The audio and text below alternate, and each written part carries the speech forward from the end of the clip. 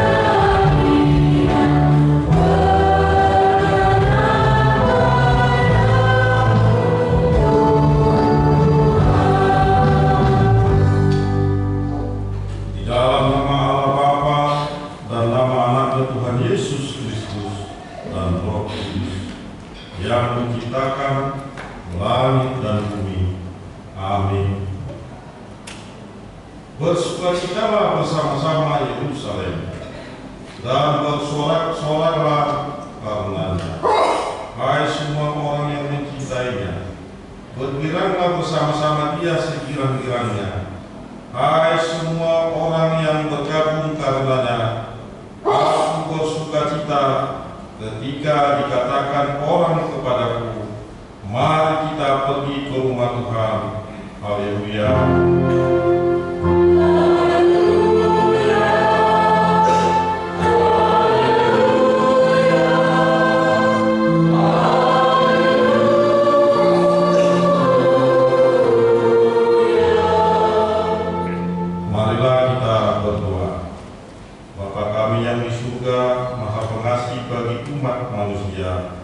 Engkau memberikan anakmu yang tunggal itu memikul semua dosa kami sampai di kayu salib.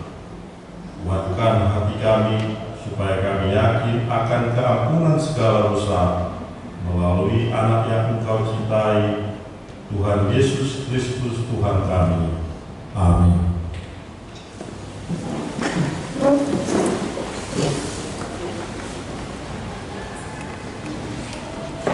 Kita bernyanyi Kidung 5 nomor 422 ayat 1 dan ayat 2.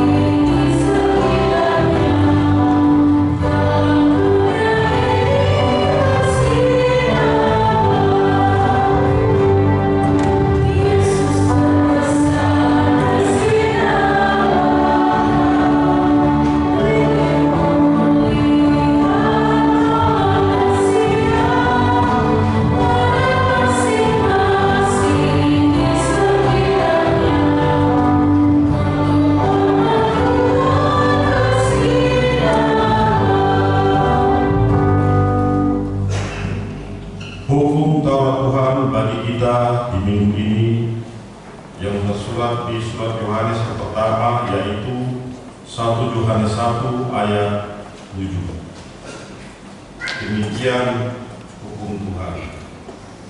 Tetapi jika kita hidup di dalam terang sama seperti Dia ada di dalam terang, maka kita beroleh persekutuan seorang dengan yang lain, dan darah Yesus anak Allah membersihkan kita dari segala dosa. Demikian hukum Tuhan.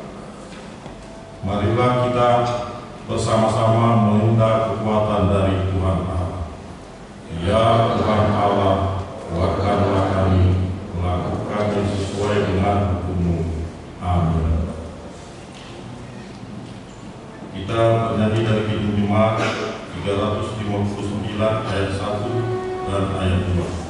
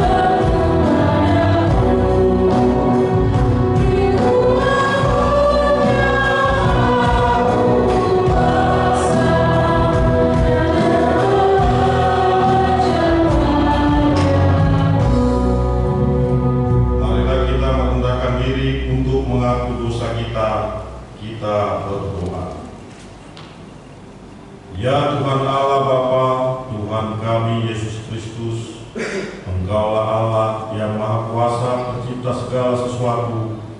Engkau adalah adil menghakimi semua orang. Kami datang ke hadapan-Mu mengaku segala dosa kami yang kami lakukan karena melanggar hukum-Mu, baik melalui perkataan kami yang tidak benar maupun karena nafsu keinginan duniawi yang selalu mempengaruhi kami. Kami patut mendapat luka Tuhan akibat dosa kami itu. Tetapi Engkau adalah Tuhan pengasih dan penyayang. Kasihanilah kami, ampunilah segala dosa-dosa dan kesalahan kami dalam anak-Mu Tuhan Yesus Kristus. Karuniakanlah kami Roh Kudus, agar kami setia mengikuti Engkau di dalam kebenaran dan kekudusan, dan memperoleh hidup yang kekal yang Tuhan janjikan kepada setiap orang yang percaya kepada anak-Mu Yesus Kristus dan Juru Selamat kami. Amin. Marilah kita mendengar janji Tuhan tentang pengampunan dosa. Demikian firman Tuhan. Tetapi engkau mendapati aku dengan dosamu, engkau menyusahi aku dengan kesalahanmu. Akulah Dia yang menghapus dosa pemberontakanmu, oleh karena aku sendiri dan aku tidak mengingat-ingat dosamu. Kemuliaan bagi Allah di tempat yang maha tinggi. Amin.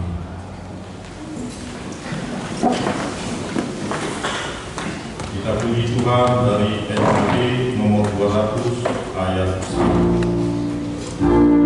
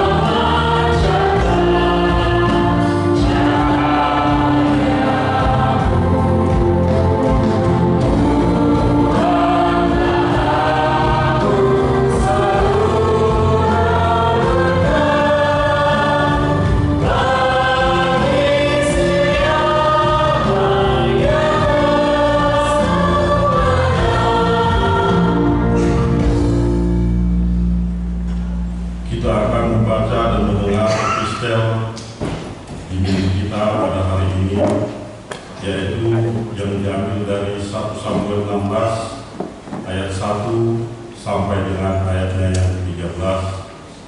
Marilah kita membacanya secara responsorial. Demikian firman Tuhan. Berfirmanlah Tuhan kepada Samuel, berapa lama lagi engkau berduka cita karena Saul? Bukankah ia telah ditolak sebagai raja atas Israel? Isilah tabut-tabutmu dengan minyak dan pergilah. Aku mengutus engkau kepada Isai, orang Betlehem itu, sebab di antara anak-anaknya telah kupilih seorang raja bagiku.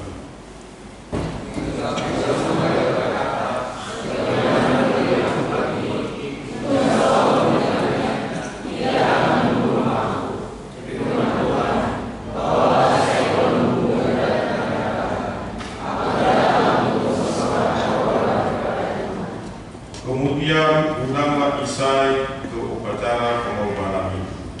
Lalu aku akan memberitahukan kepadamu apa yang harus kau perbuat. Urapilah bagiku orang yang akan disebut kepadamu.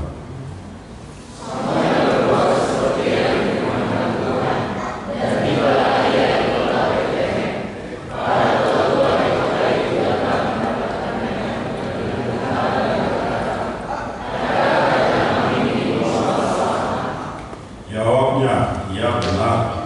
Aku datang untuk mempersembahkan korban kepada Tuhan. Kuduskanlah dirimu dan datanglah dengan daku ke upacara pengorbanan ini. Kemudian ia menguduskan Isai dan anak-anaknya yang laki-laki dan mengundang mereka ke upacara pengorbanan itu.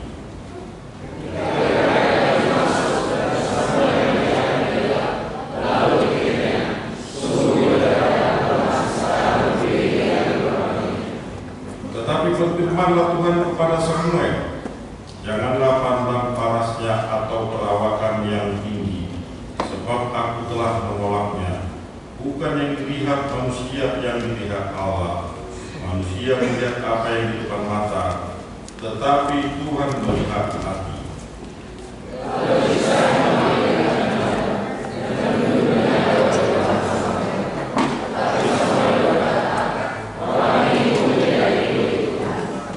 Kemudian Isai menyuruh Syama lewat, tetapi Samuel berkata, orang ini pun tidak dipilih Tuhan.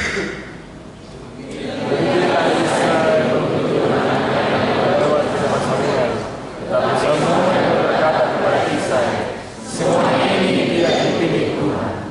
Lalu Samuel berkata kepada Isai, inikah anakmu semuanya? Jawabnya, masih tinggal yang bungsu, tetapi sedang mengembalakan kambing domba. Kata Samuel kepada Isai, suruhlah memanggil dia, sebab kita tidak akan duduk makan sebelum dia datang kemari.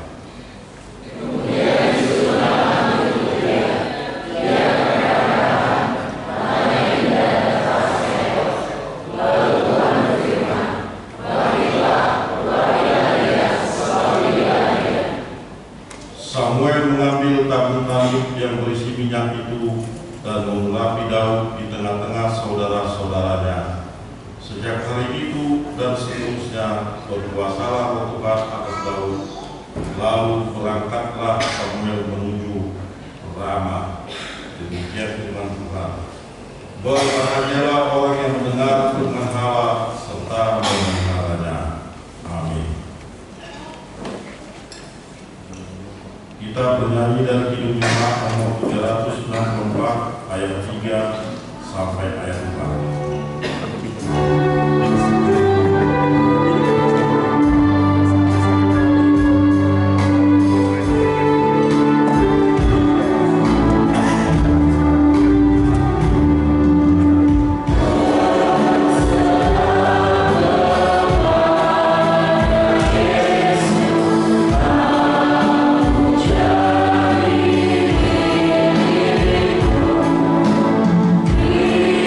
Bila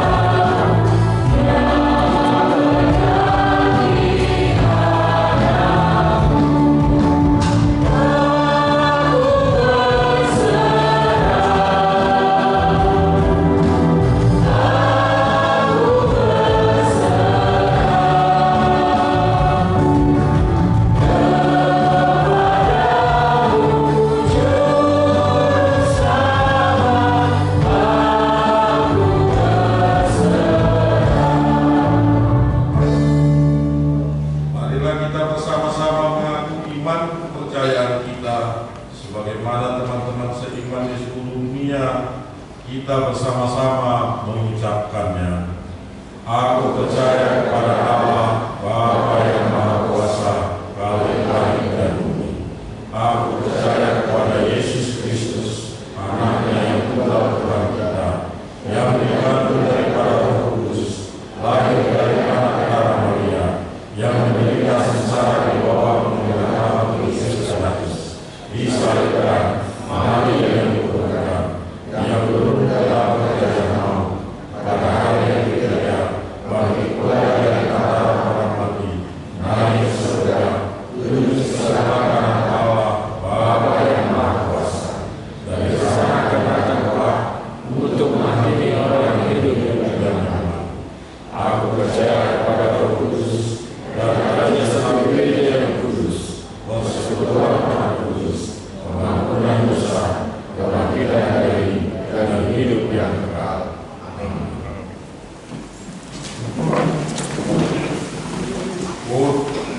Dari Remaja.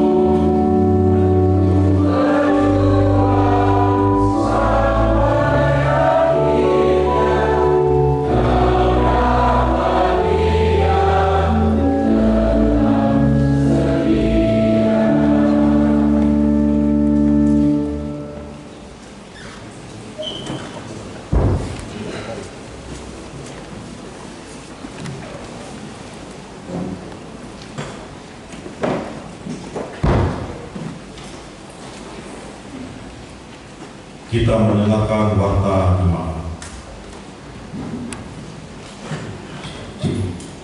Shalom.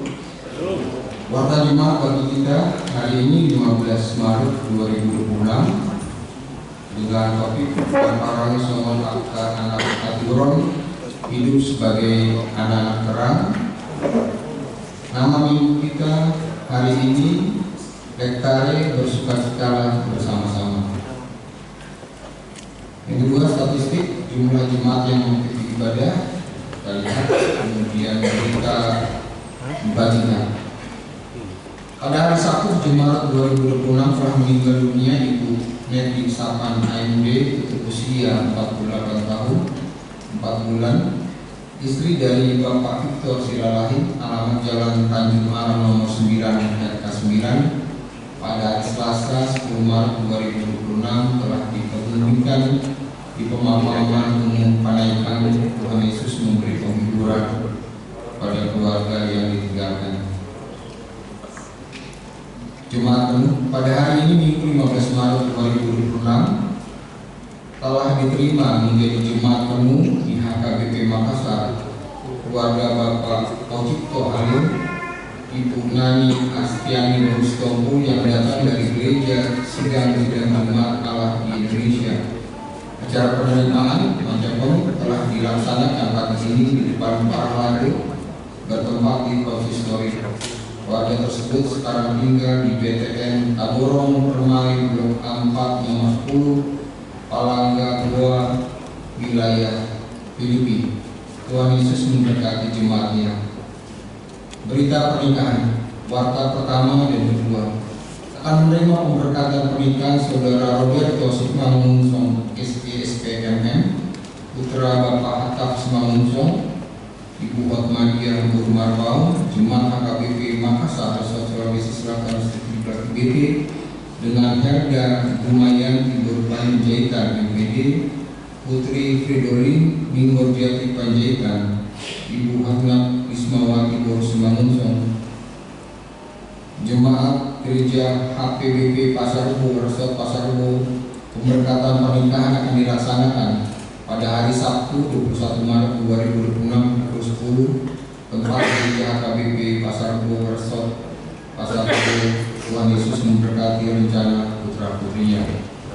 3 Dewan Kolonial, 4 Dewan Maturia, 5 Dewan Diakonia, gerakan Rp5.000, 6 Kesatariatan. Pada hari ini Minggu 15 Maret 2026 kita akan mengantarkan persembahan ke depan altar untuk Diakonia Sosial HKBP Makassar. Mari kita memberikannya dengan sukacita. Pelayanan kebaktian wilayah. Kebaktian wilayah di wilayah hari Rabu di wilayah Korintus di rumah keluarga KP Hutapia Ibu Mary Guru Siombi dengan alamat Perum Taman Artalaya Biruan nomor 7 Jalan Daikata. Kemudian di wilayah Filipina di keluarga Nyonya M Tambunan Rifa Boris Tanggang dengan alamat BTN Bumi Batara Mawang Blok A7. Kemudian di wilayah Kolose di rumah keluarga Sintuaji Pasaribu R. Burmarbau dengan alamat gedung sekolah minggu. Acara kegiatan masuk pukul 19 WIB. Pengumuman A1 Kor Wilayah yang melayani ibadah minggu pada hari ini pada hari Minggu 20 Maret 2026 yang akan datang. Kor wilayah yang mengisi paduan suara di Gereja Bahasa Batak adalah wilayah Filipina. Kedua, ibadah di pos pelayanan 2. Pada hari ini Minggu 15 Maret 2026, paduan suara yang melayani ibadah minggu di pos pelayanan 2 adalah Kor Para Hubungan Deborah.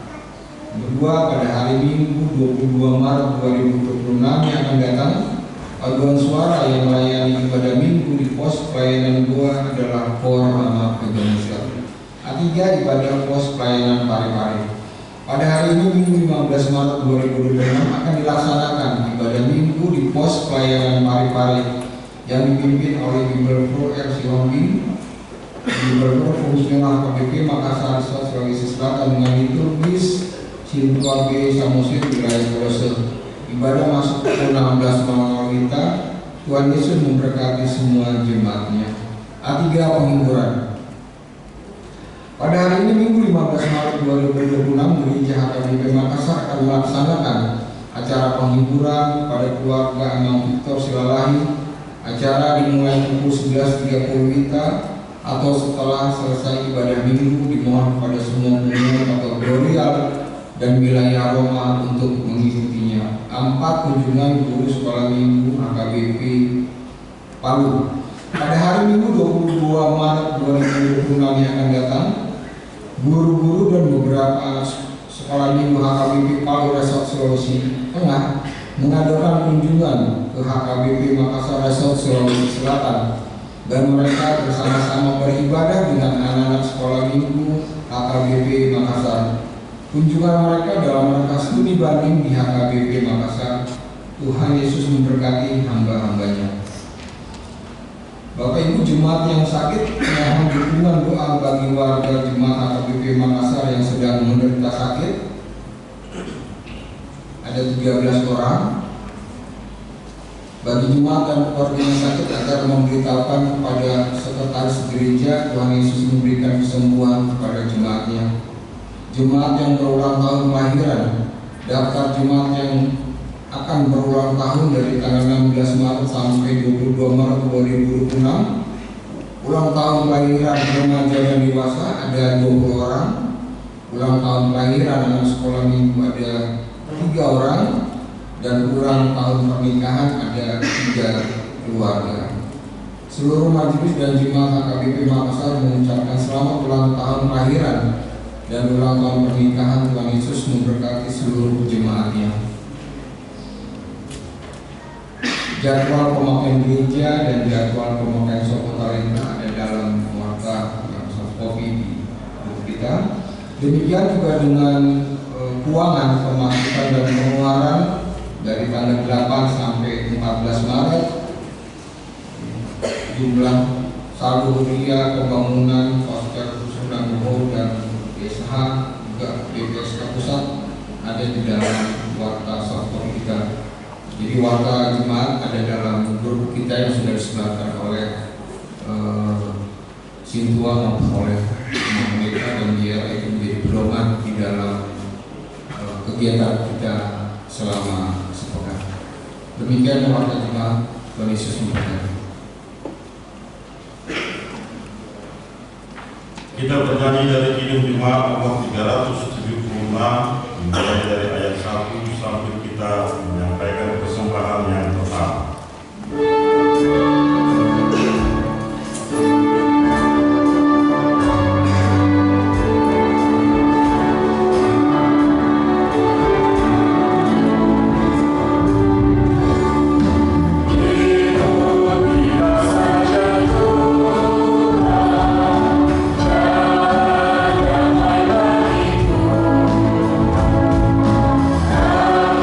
Sa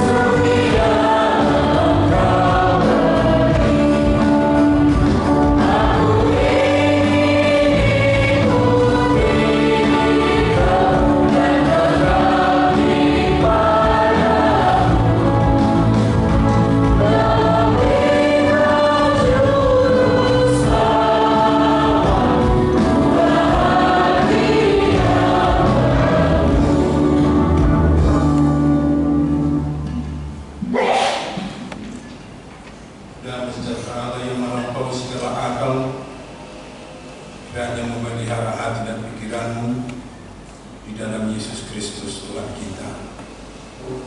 Amin. Shalom. Saudara-saudara yang dikasihi Kristus, firman Tuhan yang akan sampai untuk kita dalam ibadah Minggu Letare diangkat dari Efesus 5 ayat 8 sampai ayat yang ke-14. Efesus 5 ayat 8 sampai 14, demikian firman Tuhan. Memang dahulu kamu adalah kegelapan, tetapi sekarang kamu adalah terang di dalam Tuhan. Sebab itu hiduplah sebagai anak-anak terang. Karena terang hanya berbuahkan kebaikan dan keadilan dan kebenaran. Dan ujilah apa yang berkenan kepada Tuhan. Janganlah turut mengambil bagian dalam perbuatan-perbuatan kegelapan yang tidak berbuahkan apa-apa, tetapi sebaliknya telanjangilah perbuatan-perbuatan itu.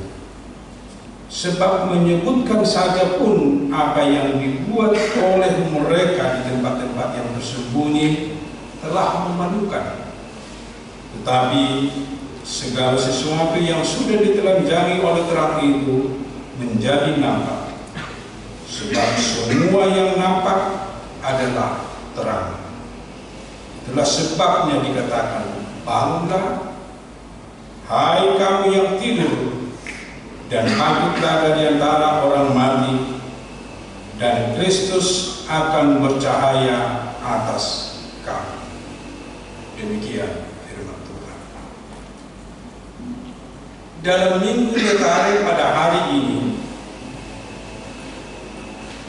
agar sukacita kita temukan dalam kehidupan kita, kita dipanggil sebagai anak-anak terang. Kita dipanggil hidup sebagai anak-anak terang, seperti topik minggu kita pada hari ini.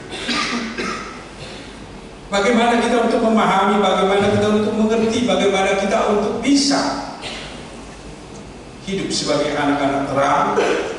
Mari kita coba menggali dan melihat gambaran jemaat Efesus yang digambarkan oleh Paulus.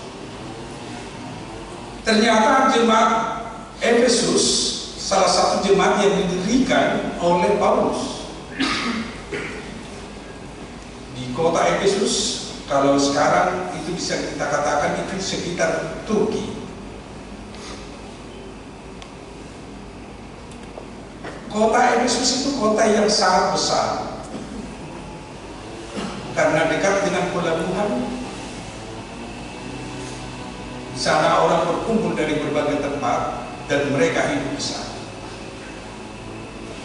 Ternyata dalam kehidupan sehari-hari mereka sebelum kekristenan datang ke sana, sebelum gereja berdiri di sana, atau sebelum Paulus mendirikan gereja Efesus, orang-orang yang hidup di Efesus hidup di dalam kegelapan.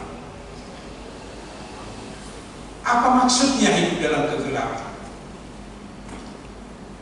Itu mereka hidup sesuai dengan keinginan mereka atau sesuai dengan keinginan manusia.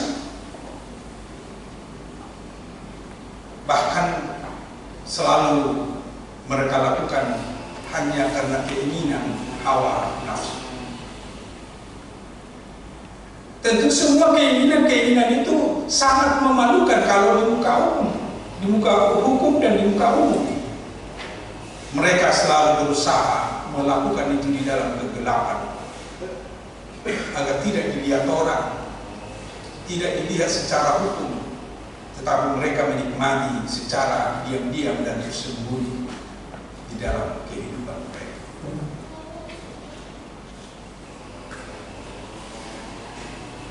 Termasuk juga kehidupan mereka yang banyak tinggal di Efesus, yang begitu luar biasa persaingan, yang membuat mereka banyak yang hidup dalam ketamakan dan selalu berusaha menimbrung materialisme dalam kehidupannya, sehingga otaknya, pikirannya selalu digerogoti dengan materialisme.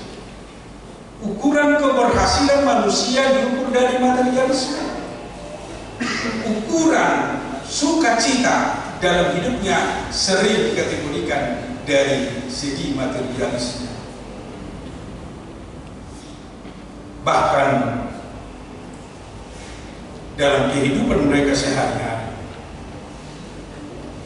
mereka selalu membuat orang lain menderita karena mereka tidak mau, atau mereka selalu berusaha untuk menyenangkan hati sendiri. Bahkan mereka berusaha untuk membuat mereka bisa menikmati hidup yang lebih layak, tapi dia dan mereka tidak peduli dengan orang lain. Bahkan bisa kita katakan hidup orang yang hidup di Efesus selalu hidup di dalam ketidakadilan, hidup di dalam penindasan, hidup di dalam kekerasan. Mungkin hampir sama dengan kota-kota yang besar sekarang, di sana banyak ketidakadilan, penindasan, dan juga kekerasan terhadap sesama. Itulah kehidupan mereka. Itulah yang biasa mereka lakukan di dalam kehidupan sehari-hari, yaitu orang-orang yang tinggal di Efesus. Tetapi setelah kedatangan Paulus ke Efesus, dia memanggil, dia mengajak, dia membawa orang-orang yang mau percaya Yesus, orang-orang yang mau mengikuti Yesus. Mereka dikumpulkan di suatu jemaat yang disebut jemaat Efesus. Memang mereka masih hidup dari latar belakang seperti yang kita katakan, latar belakang masyarakat Efesus, tetapi mereka sudah terpanggil dan masuk menjadi anggota jemaat di Efesus.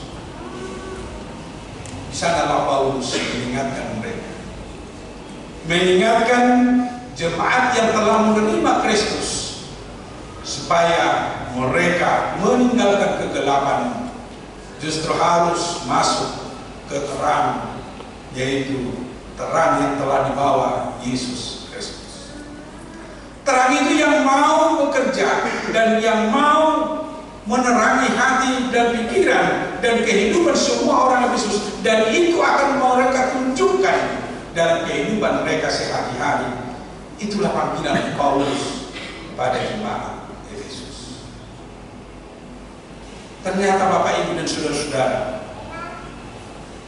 panggilan Paulus kepada jemaat Efesus, banyak dari antara mereka memang betul-betul merasakan begitu berbeda, begitu kontras gaya hidup orang yang hidup di dunia lama dan pada orang-orang yang berbeda, yaitu di dunia hidup yang baru setelah mereka masuk ke Kristen. Yang sebelumnya mereka hanya melakukan kegiatan-kegiatan mereka di dalam kegelapan, dan juga di dalam kegelapan itu ada pekerjaan-pekerjaan yang tidak disukai oleh manusia, yang tidak disukai oleh Allah, yang tidak disukai oleh Paulus, apalagi yang tidak sesuai dengan firman Tuhan dan hukum Tuhan. Tetapi mereka harus meninggalkan dan menanggalkan itu setelah mereka memasuki jemaat, setelah mereka menerima Yesus di dalam kehidupan mereka. Ada minimal 4 yang harus mereka tinggalkan dari kehidupan lama ke kehidupan baru, dari kegelapan ke terang yang telah diajarkan atau dibawa oleh Paulus. Yang pertama yang harus mereka tinggalkan itu pikiran yang gelap, yaitu pikiran yang hanya mementingkan dirinya, yang hanya mementingkan kesenangan, yang hanya mementingkan apa yang menurut dia untuk membuat dia bisa menikmati hidup. Pikiran gelap biasanya mereka tidak mau dipengaruhi, bahkan tidak mau digerangi oleh kebenaran, melakukan segala sesuatunya itu dengan penipuan dan juga orang lain tidak tahu, tetapi mereka menikmati, bahkan mereka bersuka cita dengan hal itu. Padahal itu adalah suatu kebodohan, padahal itu adalah suatu kesia-siaan, padahal itu adalah suatu kekerasan hati terhadap sesama atau terhadap orang lain. Itu yang harus mereka tinggalkan. Jemaat Efesus atau yang mengikut Kristus harus meninggalkan pikiran gelap dan mereka merubahnya pikiran terang. Tidak ada yang disembunyikan kepada orang lain, justru harus terbuka, transparan apa yang harus mereka pikirkan dan apa yang harus mereka lakukan, apa yang harus mereka perbuat dalam kehidupan bersama dengan orang lain. Bahkan mereka harus hidup sesuai dengan kehendak Tuhan dalam kehidupan mereka, apalagi melalui pikiran. Karena apa yang dia pikirkan itu yang selalu muncul dalam pekerjaan atau dalam perbuatan seseorang. Kalau pikirannya terang, pasti dia berbuat yang terang dalam setiap tindak tanduknya untuk dilihat orang dan di sekitar. Itu yang pertama. Yang kedua, yang mau ditinggalkan dan yang harus ditinggalkan oleh jemaat Efesus atau anggota jemaat Efesus yaitu menjauhkan kebijakan moral. Kalau percabulan itu hal biasa menurut orang Efesus sebelum orang Kristen.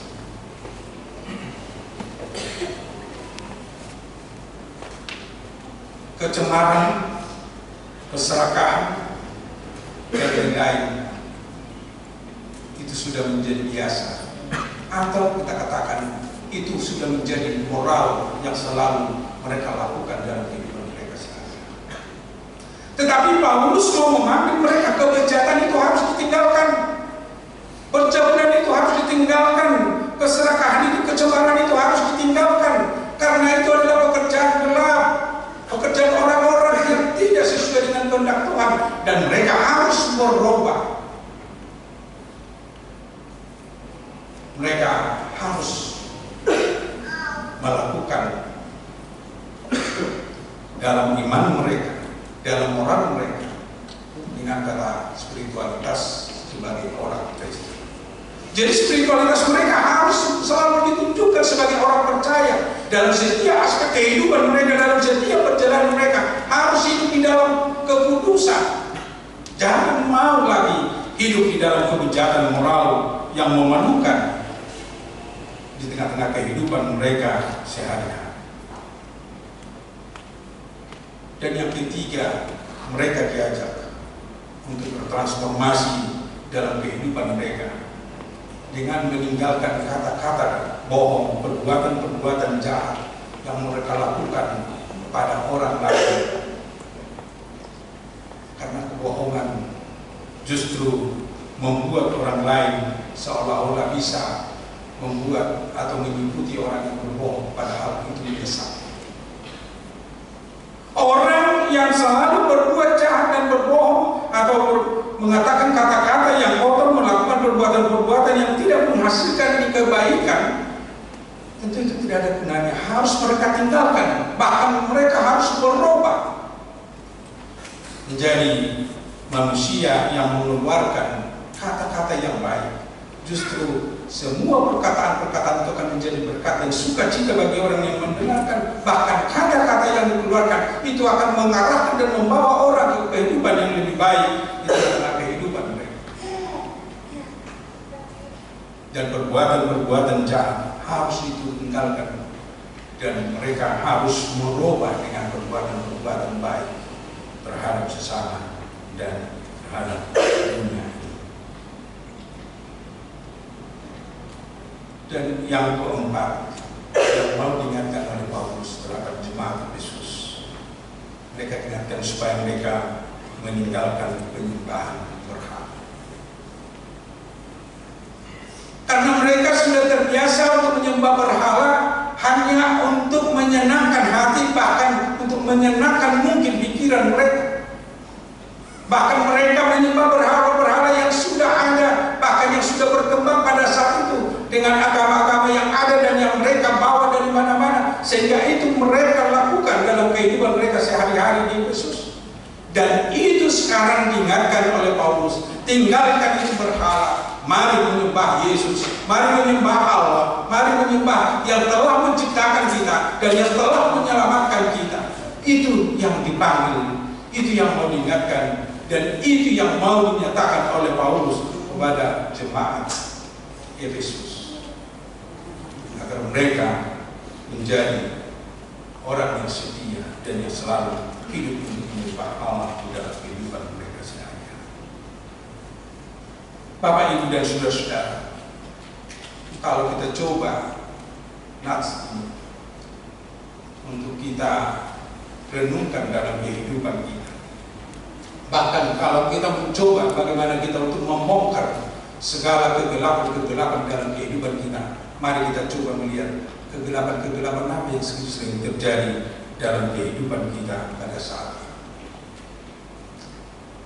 Bapak, Ibu, dan saudara-saudaraku dan anak-anak kami remaja dan apostola, banyak orang sekarang seolah-olah dia menunjukkan identitas ganda. Identitas ganda membuat kita sebenarnya masih hidup di dalam kegelapan. Apa artinya identitas ganda? Di satu sisi dia memang rajin beribadah, rajin mendengarkan firman Tuhan, rajin melakukan apa yang sesuai dengan hukum Tuhan. Tetapi di sisi lain, banyak hal, banyak kegelapan-kegelapan yang masih dilakukan dalam kehidupannya sekarang.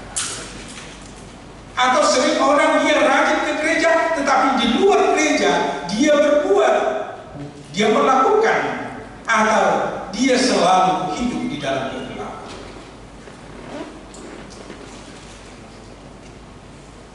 Ini pernah ada satu cerita, satu daerah tertentu, yang usah saya sebut di mana cerita itu.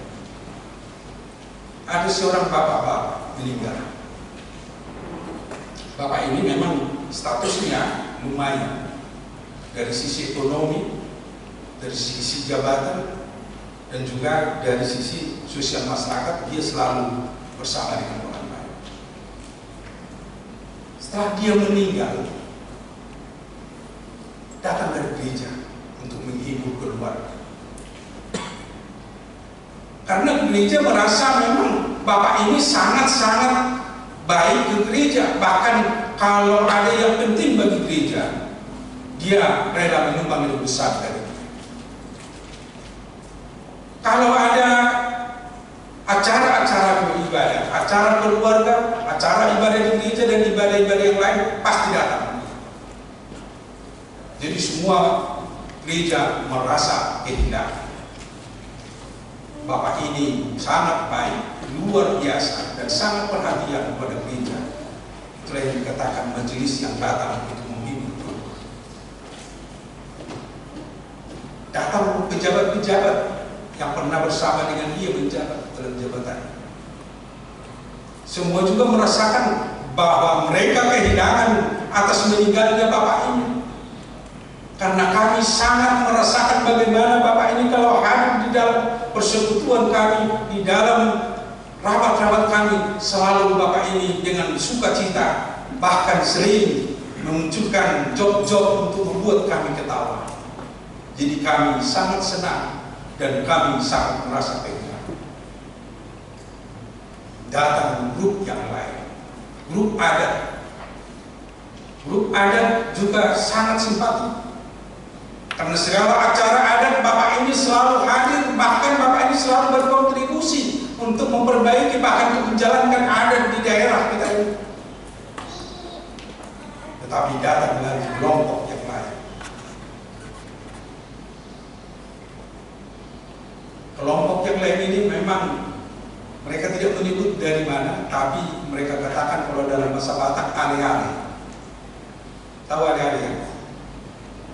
Kawannya ini teman-teman dalam kegiatan-kegiatan tertentu. Mereka ngomong, bapak ini sangat luar biasa. Kalau ada waktunya. Pasti kami ditelepon beberapa orang agar ada temannya untuk bermain judi. Memang semua orang mengenal mudanya enak, tetapi setelah dikatakan bermain judi, orang merasa enak lagi, karena dia memang rajin ke gereja, rajin untuk acara-acara resmi, dan juga bisa menghibur saudara-saudara. Bahkan dari antara mereka, teman-temannya ada lagi yang berbicara. Bapak ini sangat luar biasa, kami sangat kompak.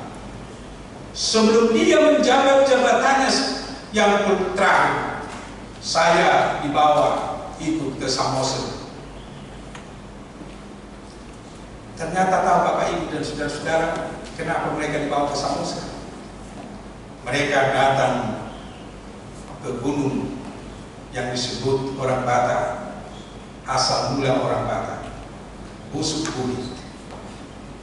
Di sana mereka menyembah berhala-berhala. Dan itu mereka, kawan-kawan ini, teman-teman ini menganggap itu suatu kebaikan, padahal itu kegelapan dalam kehidupan, seperti yang kita katakan dalam kehidupan orang Yesus. Di sana terungkaplah Bapak ini baik bagi orang yang baik, tetapi Bapak ini juga mengajak orang dalam pekerjaan-pekerjaan kegelapan dan keyakinannya masih dalam kegelapan. Itu sering menjadi identitas kita sekarang, itu sering terjadi muncul dalam kehidupan kita. Itu yang mau diingatkan oleh Paulus. Itu yang mau diingatkan oleh Paulus bagi setiap orang percaya, bagi setiap orang yang telah dibaptis, bagi setiap orang yang telah masuk di dalam kerajaan Allah. Mari, kalau sudah masuk menjadi bagian dari kerajaan Allah, betul-betul harus hidup di dalam terang. Hidup di dalam kebaikan, hidup sesuai dengan kehendak Tuhan, dan tunjukkan identitas kita sebagai orang percaya, sebagai orang yang telah diselamatkan oleh Yesus Kristus.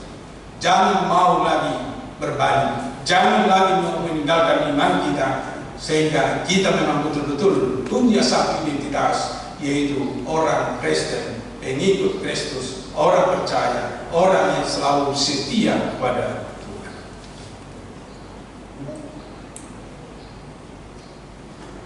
Itu panggilan bagi kita, bahkan itu diingatkan bagi kita supaya kita meninggalkan kegelapan-kegelapan yang masih terjadi dalam kehidupan. Dan yang kedua, Bapak Ibu dan saudara-saudara, dalam kehidupan masyarakat masa ini, kita dengarkan juga agar kita hidup di dalam kekulusan. Mungkin kalau terlalu jauh saya mengatakan ini, mungkin harus saya lebih hati-hati mengatakan dunia sekarang. Saya tidak menuduh Bapak Ibu dan saudara-saudara. Dunia sekarang sangat-sangat mengutamakan, bahkan sering mendahulukan nafsu duniawi dalam. Nafsu duniawi bisa juga kita kategorikan di sana percampuran. Nafsu duniawi di sana bisa kita kategorikan juga keinginan-keinginan sesaat, termasuk juga konsumerisme. Itu juga bagian dari keinginan-keinginan dunia sekarang. Mungkin banyak hal lagi, tetapi itu sebenarnya kita kategorikan juga suatu perbuatan-perbuatan gelap dalam kehidupan masa ini, yang selalu berusaha menyenangkan nafsunya, menyenangkan hatinya, tetapi dia sebenarnya menyembunyikan itu dari orang lain. Karena memang di mata orang itu salah, bahkan di mata orang lain mungkin itu salah, sehingga dia hidup di dalam kegelapan. Inilah yang mau dipanggil bagi kita, bagi orang percaya, bagi orang Kristen, apalagi kita yang telah masuk menjadi jemaat Tuhan. Mari tanggalkan nafsu-nafsu dunia. Memang memenuhi keinginan nafsu duniawi sangat menyenangkan, tetapi hanya sesaat. Kenapa banyak orang, kalau kita dengar di media-media sekarang, terjadi pembunuhan-pembunuhan, yang paling banyak dibunuh sekarang adalah kaum gadis-gadis yang masih muda. Latar belakangnya secara umum karena pemerkosaan, hanya pemenuhan nafsu sesaat, dan itu mewakili ribuan orang. Sering dipakai istilah itu seperti gunung es yang nampak hanya sedikit, kenyataan gunung esnya besar di bawah. Kalau kita melihat di laut, gunung esnya kecil, tetapi di bawah esnya itu sangat besar. Dibikin juga kebejatan moral dunia ini sekarang. Itu mewakili yang seperti kita katakan, yang muncul sekarang di media, yang viral sekarang di media kita. Banyak anak-anak gadis yang meninggal karena pemerkosaan. Ternyata iblis itu bekerja untuk mempengaruhi nafsu kita. Sangat luar biasa trik dari iblis untuk mempengaruhi nafsu kita, supaya kita memenuhi hasrat nafsu kita, sehingga kita dibawa ke kegelapan, dibawa ke apa yang bisa kita lakukan untuk memenuhi itu. Bahkan sering tidak peduli apakah pemenuhan nafsu itu merusak orang lain atau kita akan dihukum, itu tidak peduli.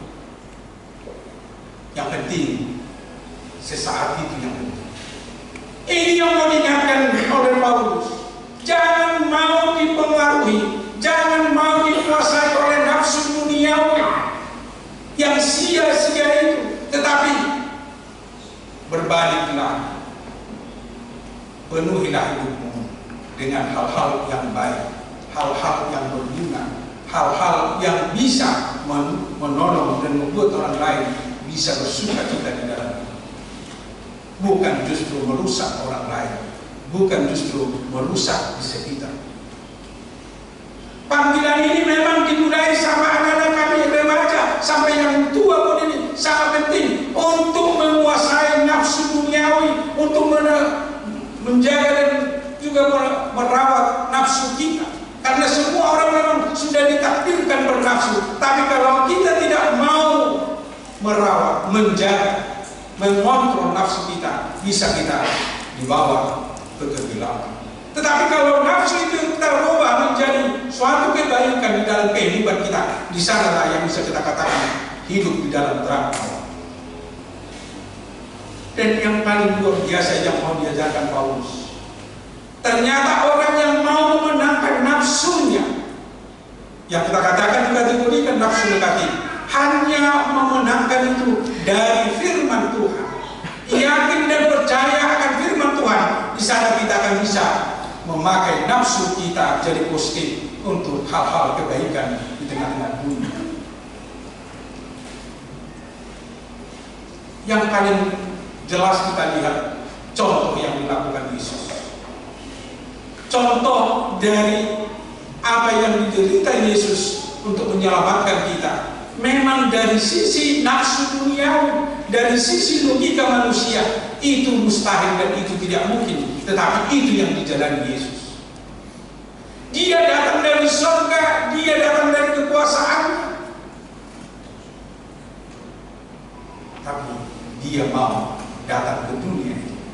Bahkan dia menderita, bahkan dia dilecehkan, dihina, bahkan dia digantungkan di kayu salib, bahkan dia mati dan dikuburkan.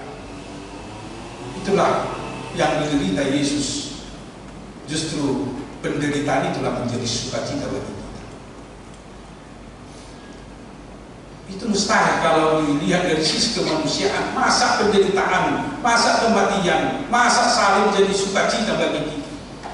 Tetapi itu kenyataan yang harus kita bersukacita dalam kehidupan ini. Karena Yesus datang dan Yesus menyelamatkan kita, dan Yesus menggantikan kita untuk kutuk karena dosa, sehingga kita bersukacita. Dan itu sukacita besar bagi orang percaya, dan itu yang akan kita rayakan beberapa minggu ke depan. Demikian juga di dalam mengelola nafsu, seperti yang kita katakan, memang agak sakit Pertama, sakit kita untuk menahan nafsu dunia. Justru merubah itu untuk menjadi nafsu yang bisa menolong, membantu orang lain. Memang sakit pada benar. Tetapi endingnya, akhirnya, goalnya akan menjadi sukacita di dalam kehidupan. Karena orang yang berbuat baik akhirnya akan selalu bersukacita di dalam hidupnya. Tetapi sebaliknya, kalau orang yang selalu dikendalikan nafsunya, pada akhirnya dia akan menderita. Bukan hanya menderita saat ini, tapi juga menderita untuk hari-hari yang akan datang. Karena nafsu yang negatif, dia tidak memandang apakah saya akan dihukum, dia tidak akan memandang apakah saya berdosa atau dan lain-lain. Disinilah kita mau diingatkan oleh Paulus melalui nafsu. Baru yang ketiga, sangat luar biasa, ayat yang terakhir. Seruan untuk bangun dan bangun. Seruan untuk bangun dan bangun. Ternyata masih banyak dari antara jemaat Efesus yang masih, yang kita katakan tadi, manusia yang identitasnya ganda.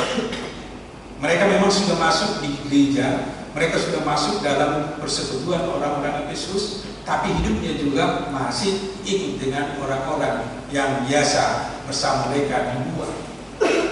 Tetapi dari konteks itu Paulus mau mengatakan, bangunlah dan berdirilah, bangun dari kebiasaan lama, berdiri dari kebiasaan lama, memasuki kehidupan yang baru.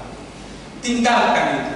Tidak ada gunanya lagi kehidupan lama, gaya lama, keinginan lama memasuki keinginan baru. Karena yang lama itu akan berakhir. Tetapi yang baru, hiduplah yang kekal, yaitu sampai selama-lamanya.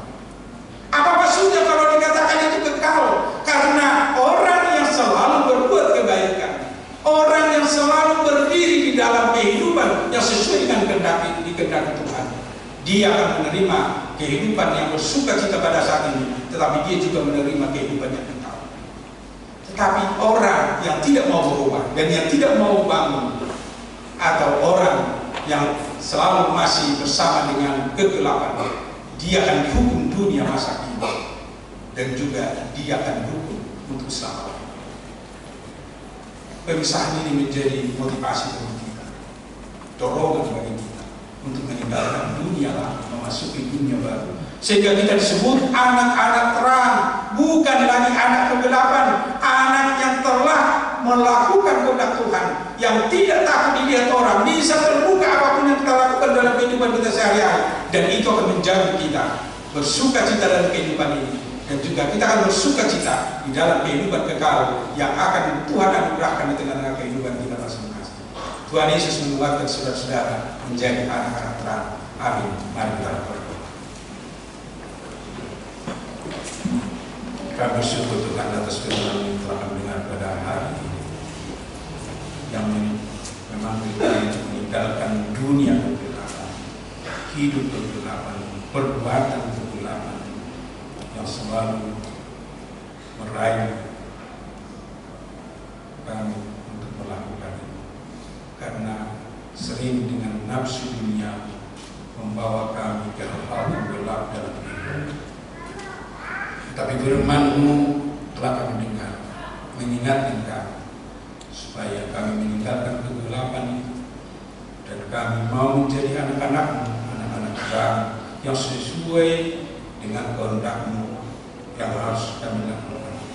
Kami akan menggantikan nafsu duniawi menjadi keinginan untuk melakukan yang terbaik dan kehendak-Mu, dan itu akan menjadi dan membuahkan sukacita dalam kehidupan kami, bukan hanya dalam kehidupan masa ini, tetapi juga menjamin kehidupan kekal yang Tuhan sediakan bagi kami. Biarlah kami selalu hidup di dalam terang Tuhan, sehingga kami betul-betul menjadi anak-anak yang Tuhan panggil menjadi anak-anak-Mu di tengah-tengah kerajaan. Bapa di surga, pada hari ini kami bersukacita atas diterimanya jemaat-Mu, keluarga Pak Cipto Halim Inang Urus Tompo menjadi jemaat di tengah-tengah gereja menghadap Makassar. Berkati keluarga yang telah diberi menjadi keluarga yang selalu setia dan taat kepada Tuhan.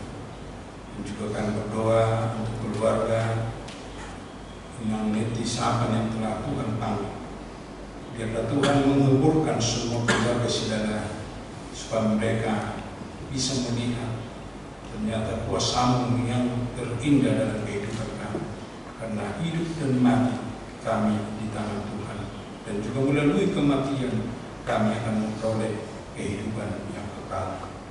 Demikian juga kami berdoa untuk semua kegiatan-kegiatan yang akan kami lakukan di tengah-tengah gereja, secara khusus pelayanan-pelayanan yang akan kami lakukan, ibadah keluarga, ibadah kategorial, dan juga ibadah di pos pelayanan goa, dan juga ibadah di pos pelayanan paripurna.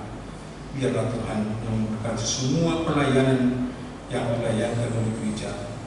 Biarlah itu menjadi berkah, sukacita di dalam kehidupan kami, apalagi menguatkan kami untuk selalu setia dan tunduk hanya melakukan yang Tuhan kehendaki dalam kehidupan kami masing-masing. Pada hari ini juga kami akan melakukan penghiburan untuk keluarga saudara. Biarlah Tuhan yang berbicara, biarlah Tuhan yang bersama dengan kami di dalam pelayanan pada hari ini. Bapa di surga, kami juga berdoa untuk rencana kunjungan saudara kami dari Palu. Biarlah Tuhan yang menyertai dan melindungi mereka di dalam perjalanan mereka sampai kami bisa bertemu tanggal 22 minggu yang akan datang, dan kami bisa bersama beribadah untuk memuji dan memuliakan Tuhan. Demikian juga kami berdoa untuk saudara-saudara kami jemaat yang sakit pada hari ini. Nyonya Simatu Bang Bersih Menjuntang, Nyonya Banjarnau, Nona Bagian Pasaribu, Amang Nyonya Nebah Pasaribu, Nyonya Sturus Panjaitan, Nyonya Sikitoma Bersamosir, Nyonya Sidaran Boru Kepaham, Amang Has Turus, Amang SPP Pasaribu, Nyonya Kampung Boru Siahan, anak kami Raulisi Damani, dan anak kami Regina Bersturus. Dan mungkin banyak yang belum bisa kami sebutkan namanya. Tuhan kiranya memberi kesembuhan, Tuhan kiranya menguatkan mereka, memberkati semua proses pengobatan yang mereka jalani, memberkati semua obat dan makanan yang mereka konsumsi, biar itu menjadi sumber kesehatan, kekuatan dalam kehidupan mereka. Dan ingatkan mereka agar mereka hanya selalu berseru kepada Tuhan saja di tengah-tengah apa yang mereka alami pada saat ini. Dan juga kami berdoa untuk saudara-saudara kami yang berulang tahun kelahiran dan juga ulang tahun pernikahan. Biarlah Tuhan yang senantiasa memberi kesehatan dan kekuatan dan sukacita di tengah-tengah kehidupan mereka. Karena selalu kami yakin umur yang panjang adalah dari Tuhan, dan juga sumber kehidupan kami adalah anugerah Tuhan. Dan itu menjadi sukacita bagi kami dalam kehidupan kami. Demikian juga kami berdoa untuk seluruh jemaat yang selalu mempersembahkan persembahan, ucapan syukurnya kepada Tuhan.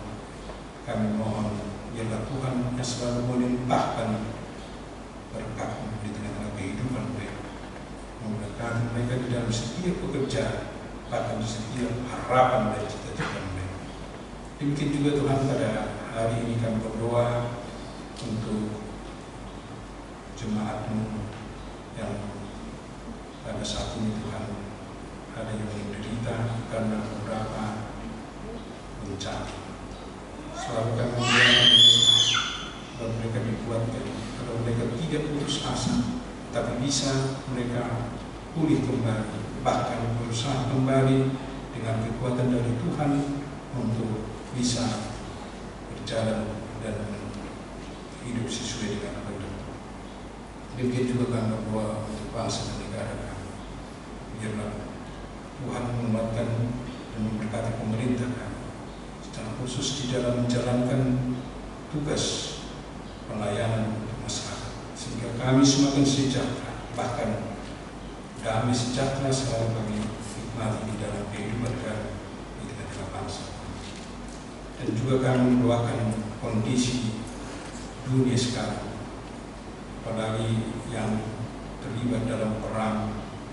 Biarlah Tuhan yang membukakan hati mereka untuk bisa saling terbuka, untuk mencari solusi yang terbaik, untuk mencari damai di dalam hubungan antar bangsa, sehingga perang semakin ditinggalkan, tapi mau dengan dialog untuk menciptakan keadilan, kebersamaan, dan juga untuk hidup bersama, agar kami bisa hidup bersama dengan sukacita, ekonomi bisa dipulihkan, dan masyarakat bisa hidup dengan aman dan tentram di dunia ini. Bapa di surga, juga kami berdoa untuk pelayanan-pelayanan gerejamu secara sinode. Biarlah Tuhan yang memberkati segala program yang telah dilakukan, agar itu menjadi sukacita besar bagi setiap gereja dan setiap jemaatmu yang telah Tuhan panggil dalam sendiri kami. Ampuni kami dari segala dosa dan kesalahan kami, agar kami layak menerima berkat. Di dalam Yesus Kristus, terima dan sempurnakan dalam kami. Amin.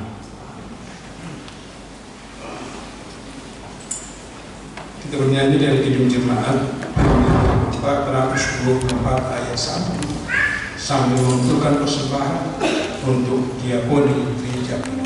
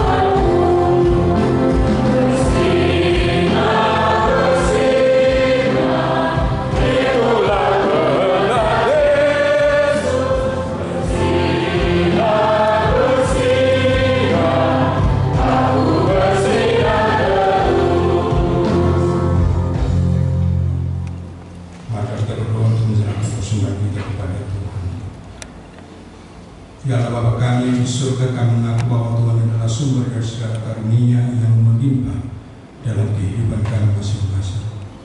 Sebagian daripada karunia itu kami serahkan kembali sebagai persembahan kepada Tuhan. Terimalah dan berkatilah persembahan umat-Mu ini, agar dapat kami pergunakan untuk pekerjaan dan pelayanan kerjaan Tuhan di dunia ini. Bukalah hati kami untuk mengenal betapa banyak berkat dan karunia yang kami peroleh dari Tuhan, supaya kami senantiasa bersyukur kepada-Mu di dalam nama Yesus Kristus Tuhan kami. Amin.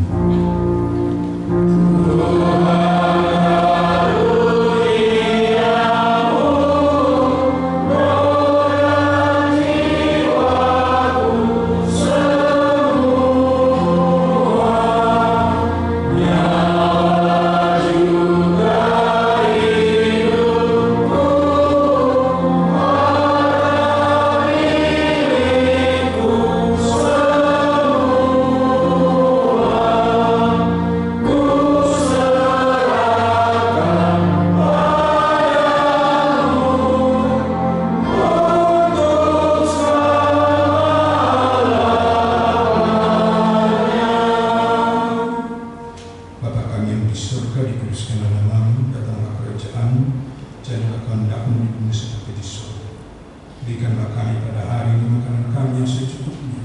Dan ampunilah kami akan kesalahan kami, seperti kami juga telah mengampuni orang yang bersalah kepada kami. Dan janganlah membawa kami ke dalam pencobaan, tetapi lepaskanlah kami daripada yang jahat.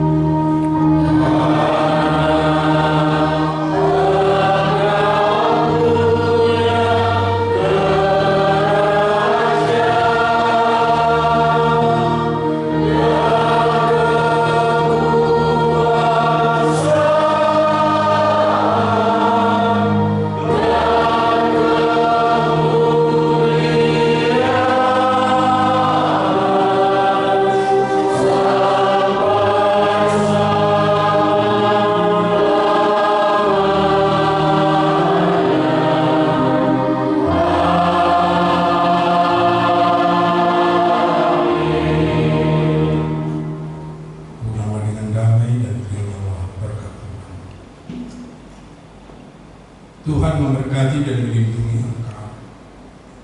Tuhan menyinari engkau dengan wajah-Nya dan memberi engkau kasih karunia.